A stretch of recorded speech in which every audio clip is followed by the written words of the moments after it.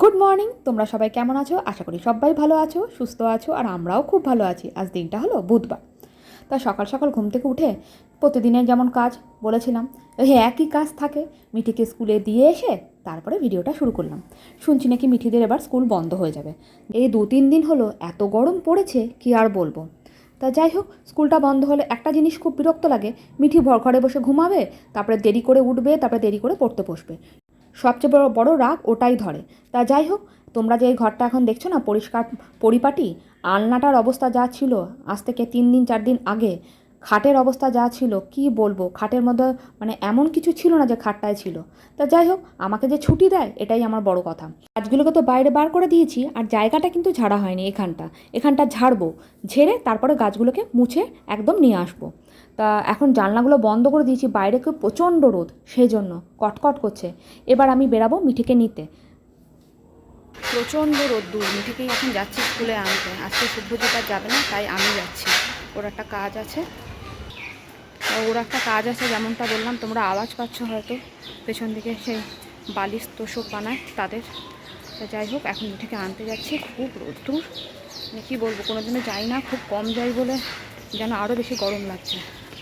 তা চলো এখন গিয়ে তাড়াতাড়ি মিঠিকে নিই।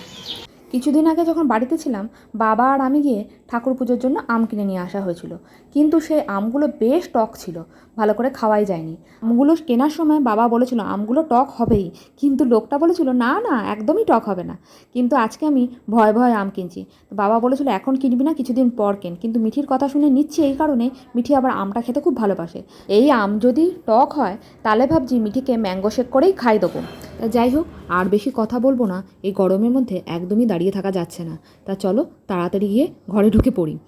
আর ঘরে এসে তোমাদের সাথে টিফিনটা শেয়ার করলাম। টিফিনে আজকে করেছিলাম পেঁয়াজ, আলু আর ডিম দিয়ে ভাত ভাজা। আগের দিন রাত্রেবেলা শুভ্রজিৎ ভাত খায়নি, সেজন্য ভাত ভাজা করেছি। আর জানো তো, এখন শুভ্রজিৎ খেয়েছে, আমি আর মিঠি এখন খাবো। কিন্তু জানি না, আবার যদি ভাত বেঁচে যায় তাহলে সেই ভাতটা আমাকে আবার দুপুরবেলা খেতে হবে। তো আজকে নাগের বাজারে আমি যখন গেছিলাম, তখন আমি না মাছটা কেনার চেষ্টা করেছিলাম, কিন্তু না মাছ আমি বুঝতে পারিনি, তাই চলে এসেছি কী মাছ নেবো কি না নেবো। তারপরে শুভ্রজিৎ আবার বাইরে বেরিয়ে গিয়ে আবার একটু মাছ নিয়ে এলো। ও বললো যে তাও, আমি তাহলে মাছটা, তুমি যখন আনোনি আমি মাছটা নিয়ে আসছি। আর দেখো, এই শশাটা আমি সকালবেলা কেটেছি খাবো বলে, কিন্তু এখনও অবধি মিঠিকেও দেওয়া হলো না, আমিও খেতে পারলাম না, শুভ্রজিতও খেতে পারলো না, কারণ শশাটা আমার কাটা হচ্ছে না। যাই হোক, চলো শশাটা কেটে নিই। তাহলে আজকের জন্য ভিডিওটা এখানেই শেষ করছি। একেবারে সন্ধ্যাবেলায় চলে এসেছিলাম, আর মাছটা কিন্তু পটল আলু দিয়ে মাছের ঝোল করেছিলাম। আর দেখো মিঠিকে এখন পড়তে বসিয়ে দিয়েছি, পড়ছে কম, বদমাইশি করছে বেশি। তাহলে আজকের জন্য ভিডিওটা এখানেই শেষ করছি।